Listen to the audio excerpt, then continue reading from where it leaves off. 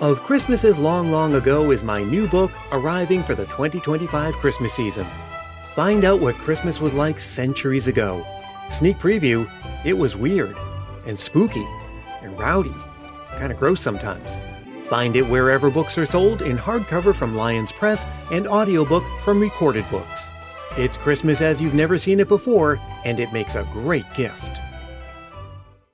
This episode of Christmas Past discusses Santa Claus in a way that younger listeners just wouldn't appreciate. So, grown-ups, please enjoy this one on your own, and thanks.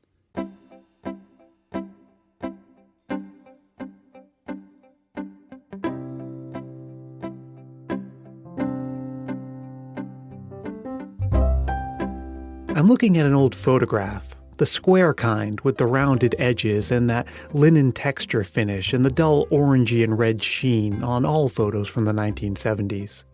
In the picture is Santa Claus sitting on a throne-like chair. Twinkling lights and light-up candy cane poles in the background periphery, and sitting in his lap, a boy of about 2 or 3, in a puffy blue winter jacket and mittens dangling from the sleeves by a tether. And on his face, a look of utter pain and anguish. The photo apparently snapped mid-scream. That child was me, sitting on Santa's lap at a department store in Brockton, Massachusetts. And following in that grand tradition of waiting in line to sit on Santa's lap and then freaking the heck out when the moment of truth arrived. But more than that, taking part in a tradition that traces back to that very city of Brockton, Massachusetts.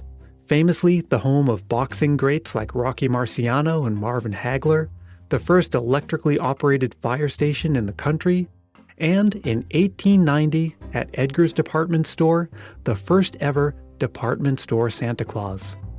Nowadays, in shopping malls and department stores and stores of all kind all across the country, children can line up for a chance to sit in Santa's lap, tell him what they want for Christmas, and have a photo taken of the man himself. It's such a common sight and a rite of passage for anyone who grew up celebrating Christmas that it's almost hard to imagine there was ever a time without it. But this is more than just a story about the intersection of Christmas and commerce. It's also an important and widely underappreciated event in the ever-evolving legend of Santa Claus. I'm Brian Earl. This is Christmas Past.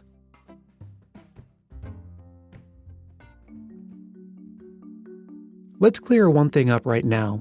There's actually a little bit of controversy over who can claim ownership of the idea of the department store Santa Claus. A Philadelphia newspaper reported in 1841 that the J.W. Parkinson department store hired a man to slide down its chimney on Christmas Day. And that store and others in the Philadelphia area would describe themselves in their advertising as Kris Kringle headquarters. But there's a big difference between a Christmas Day publicity stunt and a visit from Santa Claus who actually interacted with children in the store.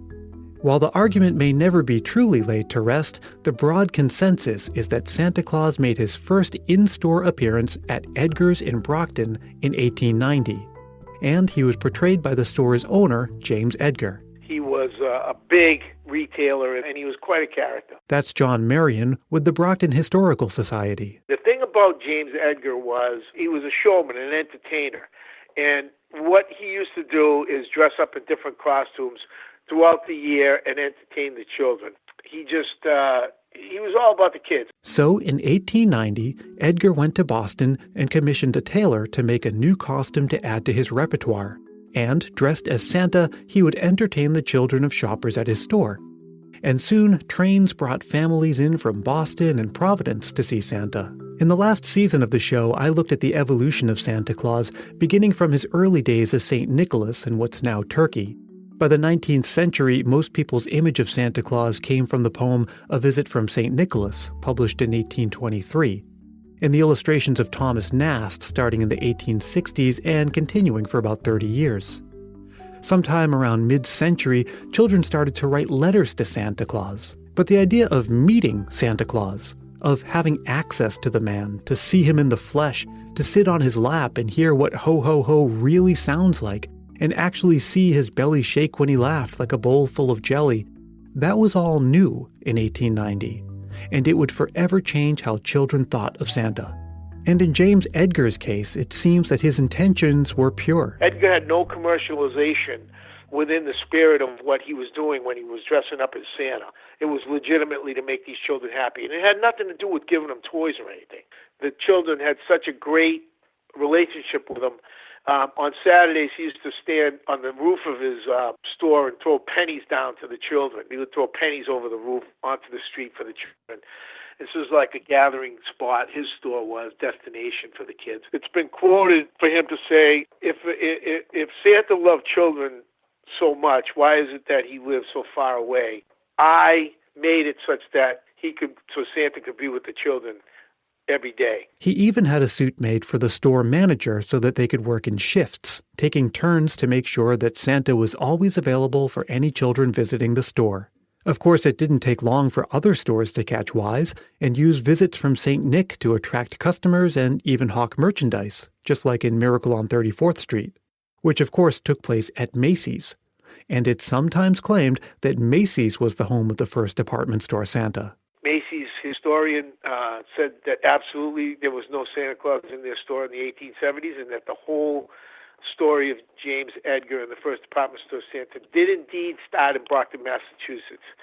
And it was R.H. Macy, who was originally from Haverhill, Mass., that stole the idea from Edgar. And with Santa in such high demand at Christmas time, retailers, of course, need a talent pool to hire from.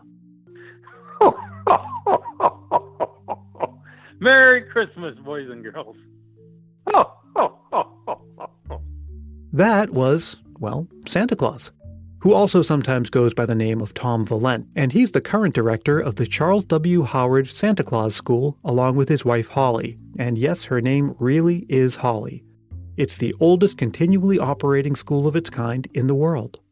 Since 1937, the school has been training aspiring Santas on the finer points of becoming the jolly old elf.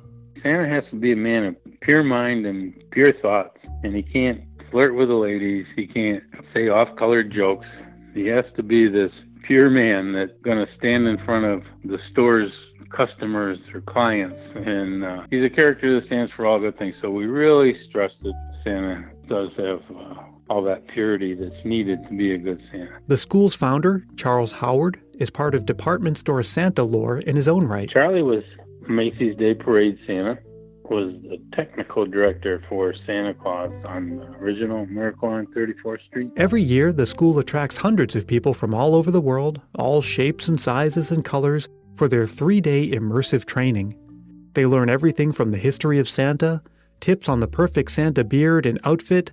There's even some physical training. Lady comes in and show them how to do stretches. Now that's fun, watching these 300-pounders on the floor trying to stretch. And of course, how to master that famous laugh. And it's a belly laugh.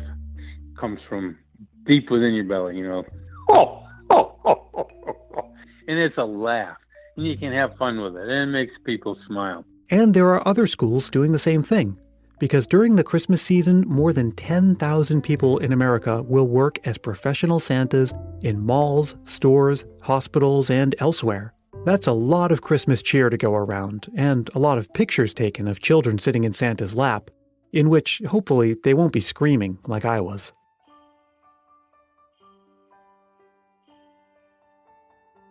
Now, of course, as I got older, I went from being afraid of sitting in Santa's lap to wanting nothing more than to see the man in action. You know those lyrics, every mother's child is going to spy to see if reindeer really know how to fly. Every kid wants to stay up to sneak a peek at Santa. But what do you do if you happen to be at church when Santa is out making his run? Well, that's a problem that Daniel in California encountered growing up. From 1987 to 1994, my family went to a Polish Christmas midnight mass at St. Stanislaus Church in Rochester, New York. We took my grandmother, Babcia, which is more or less Polish for grandma, although I always called her Big B, and we took her there. It was her parish, and we had just a lovely time every time we went. There was a procession of children who would go down the aisle in nativity outfits and sort of native Polish garb. They had the whole place decked out with lights and all sorts of Christmas trimming. I always had one problem, though, with midnight mass, and that is that I've been a firm believer in Santa all my life, still have. And on Christmas, you've got an obligation to go to church. You also have an obligation to Santa. Get to bed before midnight. So what do? It's a moral conundrum for a kid. Someone at St. Stanislaus Church must have realized there were kids there like me, because their Polish Christmas midnight mass began at 10 p.m. It was done by 11. We were home in bed by 11:30. Christmas is saved. Thank you, St. Stans. Merry Christmas, everyone. Daniel is a writer and the host of many podcasts, including the Eventually Supertrain podcast. You can find that on iTunes and follow Daniel on Twitter at eSupertrain1. So now it's your turn. Do you remember the first time you met Santa? Do you have any embarrassing photos of yourself as a child sitting in his lap? Do you have children of your own, and are you excited to take them to meet Santa this year? I want to hear about that, and I want to share it too. So all you have to do is record a voice memo into your phone and send it to christmaspastpodcast@gmail.com. Or if you don't want to share a memory, you can use that email address to just write me and say hi. Let me know how your Christmas season's going. I'd love to hear from you, and I do respond to every message I get. Christmas Past is produced in sunny San Mateo, California by yours truly, Brian Earl. Thanks to John Marion, Tom Valent, and Daniel in California. And of course, thank you for listening. You can follow along on social media by looking for Christmas Past Podcast on Facebook, Twitter, and Instagram, and you can find more information about the show at christmaspastpodcast.com. If you like the show, I'd love it if you could take a moment to tell a friend or leave a review on iTunes. That would be like a little Christmas gift for me, because it really helps the show out a lot. I hope you're having a great Christmas season so far, and I would love it if you would join me again next time for more stories from Christmas Past.